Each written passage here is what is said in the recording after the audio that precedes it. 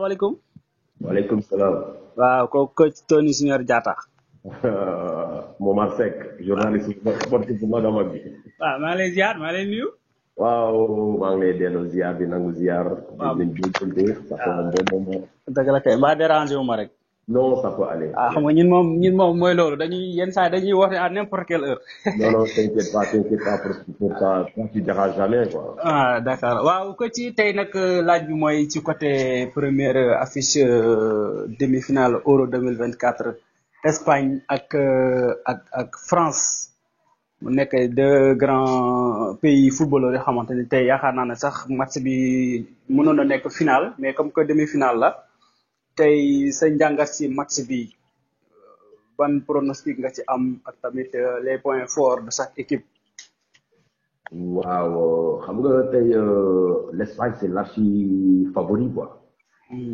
waaw tey boo xoolee ñaari équipe yi gën a nekk favori à part Allemagne mi génn. ñett yooyu ñoo fi nekkoon favori yi nga xam te ne ci nekk borom nga jàpp ñooñu. kuy jël coupe bi ñooñu ngay dóor wala ñu dóorante seen biir comme ni ma ko waxoon di woon diggante City ak Bayern ak Real Madrid. ak mooy dóorante seen biir wala ku ci jël coupe bi da nga dóor sa morom. et il s'est trouvé que Allemagne amoon na public bi ci ginnaawam damay dellu si tuuti. mais j'avais dit auparavant xam nga waxoon naa la fi Allemagne nañ ko nattee ci Suisse. waaw. Suisse c'était le grand outsider. waaw saa bu dajee avec les grandes nations du football da leen di inquiété bu baax a baax. donc mu dugal ko def ak moom c'était très compliqué pour l'Allemagne.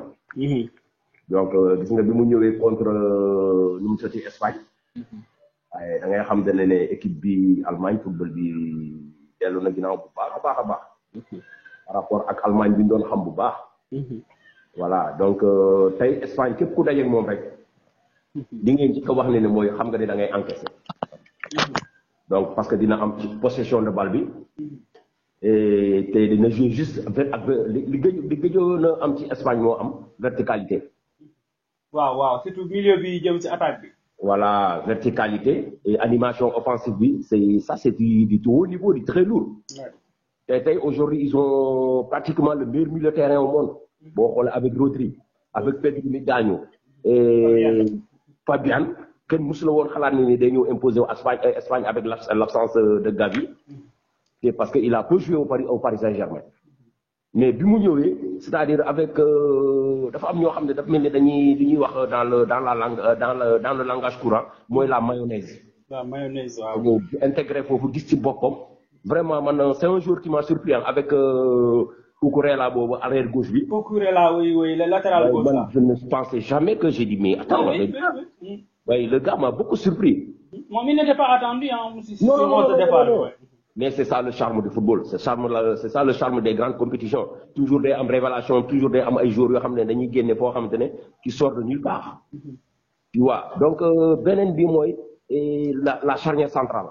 mooy le Normand ak Enrique Laporte. waaw. ils sont d'origine française c'est des parents français qui sont mais nés en Espagne ñoom. moo tax football dafa màgg. mais le Normand du bokk de est-ce que tamit défense bi ak Carvajal tey est-ce que tamit Espagne mu ngi xaaraan seen défense bu poreuse tey. oui loolu c'est un grand problème. parce que avec Nacho le Paris le Real Madrid n'est pas l'Espagne. Carvajal c'est un joueur très expérimenté. surtout. dina leen manqué bu baax parce que ki ko nar a remplacer Navas c'est un vétéran. te ñu mu ñaar a jànkoonte soit Dembélé lay doon wala Mbappé. c'est pas mu am chance si c'est pas le Mbappé des grands jours comme ni mu mel ci compétition bi un Mbappé fantomatique peut-être dina ci génn mais si avec Dembélé ou bien Barcola ça ce sera un grand problème. léegi beneen bi si topp mooy le Paris Saint l'attaque espagnole. mais ils savent tout faire ils savent dribbler ils savent marquer ils savent mettre de l'intensité ils savent mettre de la vitesse. c'est-à-dire loolu moo raar tey ci sélection yi. et puis ils sont concentrés ces deux jeunes là. non du ndànk sax ku mel ne Lamine Yamal ak Williams. c'est-à-dire man je me dis que Espagne képp ku muy jouer rek da nga war a jël but. te loolu ba léegi loolu moo am mais nag l'équipe de France ils ont un atout c'est Didier Deschamps. l'entraîneur. waaw parce que compétition bi ñi fa nekk yëpp moo leen gën a expérimenté. Il a tout gagné. Il connaît les grands matchs. Il connaît les grandes compétitions. Et ils ont un milieu de terrain, c'est pas un milieu de terrain offensif, mais défensivement, sur le plan tactique, très discipliné. N'Golo Kanté, Chouameni, Kenen qui nous traite. Waouh. Il y a Rabiot aussi. Waouh, Rabiot, je veux dire. Et même l'autre là, Kamavinga joue parfois.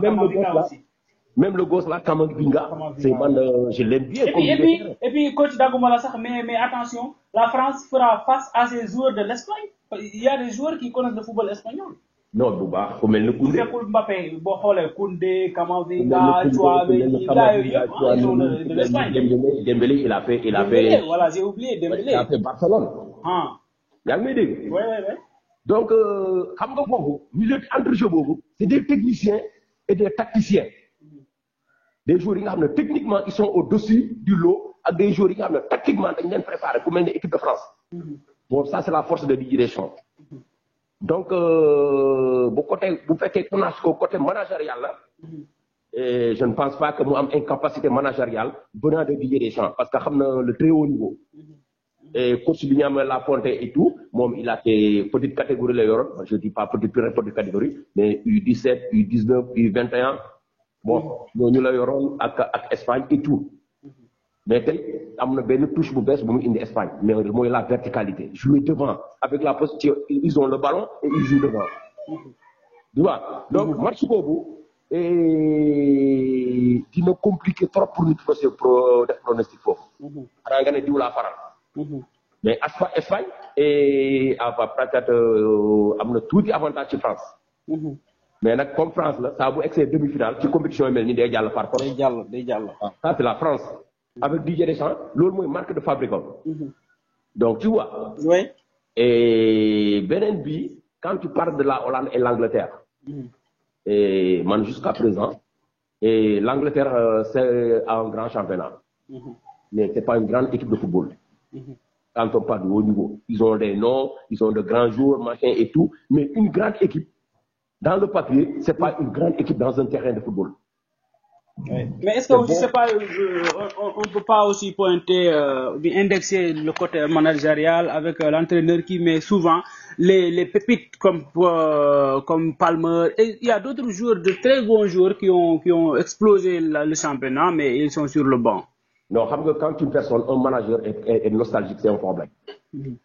C'est le cas de notre manager, notre sélectionneur. Alors, si c'est maintenant là, il faut les sans guide, quoi. Ouais, les gens, gars, l'olañ koy wax de, nenañ ci Aliou Cissé numéro 2.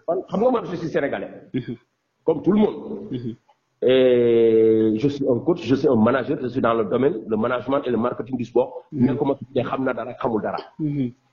Dañuy def ay résultats, dañuy joom. Tu vois, mais bu joomé da ngay né dafa joom. Parce que joom te di Aliou Cissé def ci compétition yu mag yi. C'est-à-dire dama koy gis ci Southgate. Parce que nous avons un Saka, nous avons la compétition, nous avons une responsabilité.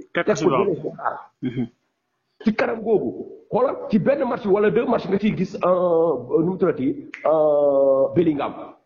Mais Bellingham de Madrid n'est pas Bellingham de l'équipe nationale. Ouais. Il a été fantomatique, il a été dans le noir carrément. Bon, sur le plan offensif, animation offensive, on peut dire, c'est-à-dire Bellingham d'ailleurs bal bi di daw. Lu koy jëriñ lu muy jëriñoo mooy muscle contact physique non c'est pas comme ça un milieu offensif. C'est un joueur perdu de talent, il est très jeune, il n'a pas fini d'apprendre, mais les sélections yi match équipe nationale yi euro dafa metti. Mais lui il est toujours dangereux, hein, Bellingham, il est parfois sauveur aussi. Est-ce que du loolu moo tax ñu koy bàyyi sur le terrain aussi?